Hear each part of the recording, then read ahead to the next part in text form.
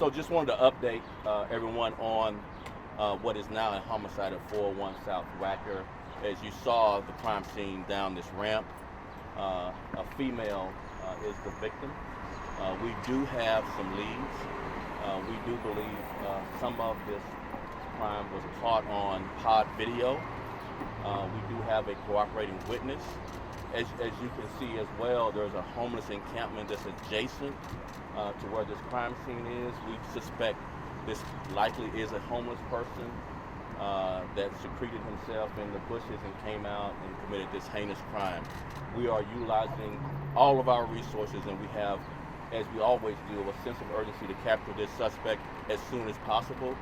We are following the trail on the pod video camera that this suspect walked down after he committed this crime, likely disappearing into the underpasses here to my left. With that, I'll take questions, but all of this information is preliminary. I don't know if I can add any more, but I'll be glad to take any of your questions. Well, do you think people have anything to worry about? Do you think it's targeted right now? Are you warning people to be on the lookout? What's it like for the public, the message to the public? So as you can see, this area is pretty secluded. Going down this ramp, it's not a well-traveled area. It's adjacent to a homeless encampment. We do have witnesses, at least one witness that's cooperating. We do have strong leads with the video. It's grainy, but we likely will pursue a particular route where the suspect walked. As you know, the larger tourism and foot traffic is further away from this area. This is pretty secluded, not a common route to be walking down. So I don't personally believe that we have anything to worry about, but I would always have encourage people to be on guard, travel in groups, be aware of your surroundings, and just protect yourself. And if you are approached, flee and call police. So just to be clear, you think he's hid in the bushes and then attacked a woman in blue? This is all speculation, so I'm not going to just go through and continue to speculate, but as you can see, it's adjacent. This crime scene is adjacent to a homeless encampment, and it's high shrubs, as you can see in that corner, right adjacent to the crime scene. So likely he secreted himself, likely the victim didn't see him till he came out, and so we're just following that one narrative, just this obvious, in the way the path, if you walk down this ramp, follows.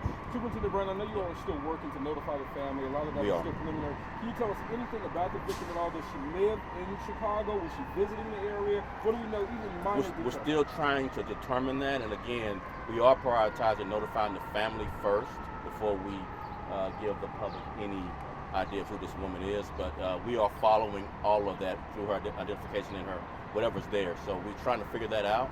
And as soon as we notify the family, we will certainly put something out to the public. Any information on her? She just was walking in the neighborhood? Was she affiliated with the adjacent? Let me finish him and then I get you. No, we were just saying, we were trying to get a sense of where she was coming from. Was she just we were just talking about that as well. The detective's been trying to figure out where this route goes. It's a pretty obscure route. It really leads into the freeway and the underpass. So it's not, just jumps out at you. What's direction? Where was she going? Where was she coming from? And we're trying to figure that out. That's likely going to be something important as far as the direction she was going to help us on the route maybe the suspect was going. Yes. Is that the same question? I just want to know if you have any information that the victim was associated in any way with the homeless encampment. We don't have any information. Okay. My other question would be, the Sky Deck is 1 block away. These are some very high-powered law firms in the city. I can see people taking their lunch break, walking around here. What do you want to tell people who frequent this area for Monday morning? So that's one of the things as I drove this route and then I got out and walked, as you all saw. Monday through Friday is pretty, like you just mentioned, a lot of worker bees around. The financial district is just right up the street. Probably busier than it is right now on weekends. And particularly if you're walking down this route, likely not many people going in that direction. So again, what I would tell people always, Monday through Friday or Saturday and Sunday, be aware of your surroundings. I like people traveling in groups, or at least having some other person with you. That's always, all the time. We're going to catch this up. We have some strong leads. We have it on video. Likely a homeless person. We don't want to speculate any further than that.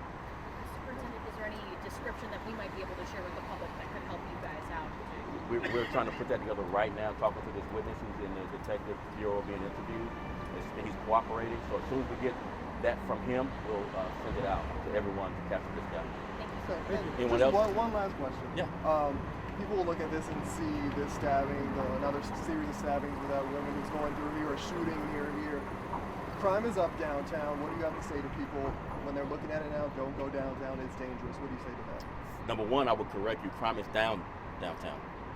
It is. It's down. Homicides are down. Which day? Downtown. In the Loop or But District the 1? first district and 18th district, that's all of downtown. Both districts, crime is down. Well, Both homicides and overall crime is down downtown. So let's stick with the facts.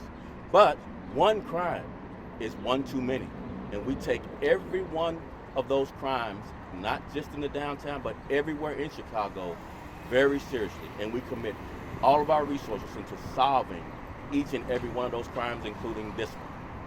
Any last questions at all? And I Yes. know, again, not to speculate, have police had any issues with these homeless encampments, particularly in this area in the past? Yeah, that's I don't have one for this particular issue. The homeless encampments always have its challenges. Likely, there's some mental health challenges in homeless encampments. There's addiction challenges in homeless encampments. So we always have these challenges. We deal with them as best we can. But this was a homicide, and we're going to pursue this suspect and bring him to justice. Make sure that everyone is safe. Thank you very much. I appreciate it. Thank you, sir. Appreciate you. We'll keep you updated from news affairs tonight.